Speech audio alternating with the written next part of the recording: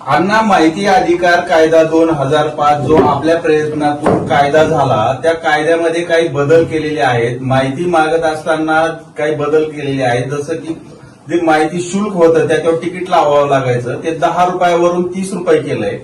पहिलं 10 दिवसात जी माहिती देण्याबाबतचा निकाल घेण्यात येत होता तो 30 दिवस केलाय. त्यासोबतच वरिष्ठ आता ठरवणार आहेत की ही माहिती द्यायची आहे का नाही. आपली अधिकारी ठरवणार ही माहिती द्यायची लगेच का नाही द्यायची, माहिती अधिकारात मागवलेली माहिती. असे काही बदल केलेले आहेत. कसं पाहता तुम्ही या बदलाकडे?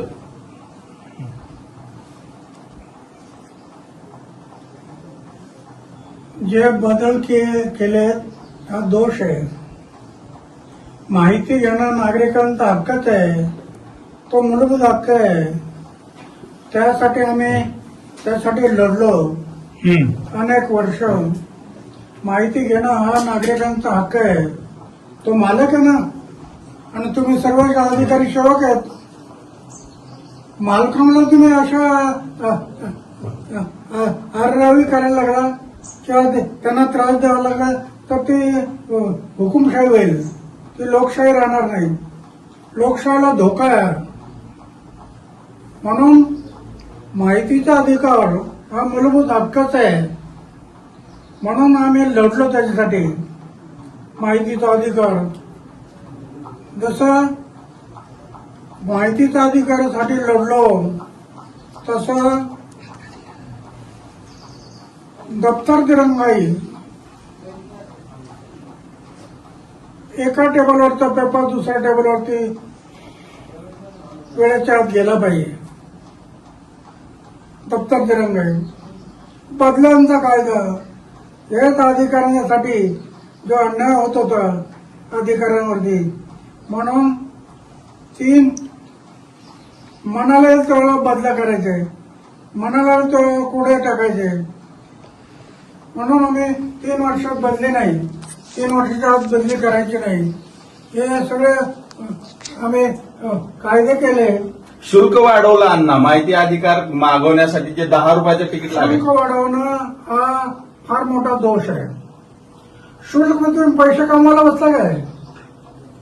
सरकारने जे पैसे कमवणारं साधन नाही, तर जनतेचं हित पाहिलं पाहिजे.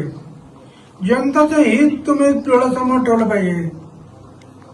तुम्ही पैसे कमवायला लागला, पैसा जर डोळ्यासमोर ठेवला तर बरोबर नाही. बरोबर. परत अपीलीय अधिकाऱ्याने आता ठरवायचंय की माहिती द्यायची का नाही आणि ती किती दिवसात द्यायची हे सुद्धा ठरवणार आहे अपीलीय अधिकारी. हे नाही, माहितीचा अधिकार तुम्ही सरकारने नाही ठरवायचं. माहिती एकदा दिली,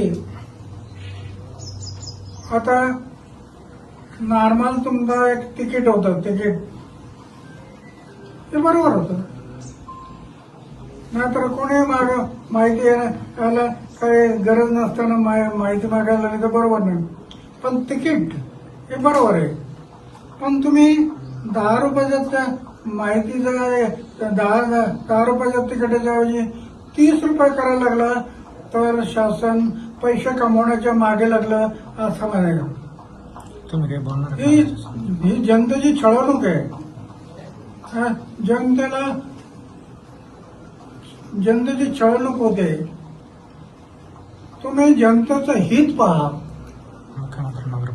तुम्ही आणि त्याप्रमाणे तुम्ही करा. तुम्ही मुख्यमंत्र्यांना काही पत्र किंवा काही बोलणार आहेत का? मुख्यमंत्री काय, आम्ही हे पाहू, याच्यात बदल नाही केला तर मुख्यमंत्र्यांच्या विरोधात सुद्धा आम्ही आंदोलन करू, उपोषणाला बसू. एक उपोषण माहितीच्या अधिकारासाठी केलं. माहितीचा अधिकार, दप्तर दिरंगाई, बदल्यांचा कायदा, एवढ्या 10 कायदे, लोकपाल, लोकायुक्त, 10 कायदे केले. हे जनतेच्या हितासाठी केले. सगळे जनतेचं हित. माझ्या आयुष्यात झोपण्याचा बिस्तर आहे, जेवणाचं ताट आहे, काही ठेवलं नाही. माझं बँक अकाउंट कुठं असतं माहित नाही. पुरा जीवन समाजाच्या सेवेसाठी लावलेलं आहे. आणि समाजावर अन्याय होत असेल तर पुन्हा एकदा उपोषण. याच्याशिवाय माझ्याकडे दुसरा पर्याय नाही. कारण माझ्याकडे काय कुठं मोठा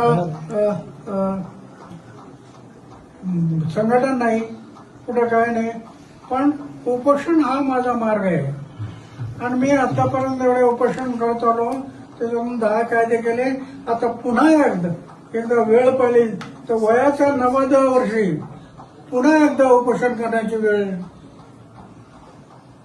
आली तरी मी मागे घेणार नाही. जनतेच्या हितासाठी मी जीवन अर्पण केलं ना. जगेल ते समाजासाठी, देशासाठी आणि मरेल ते समाज आणि देशासाठी.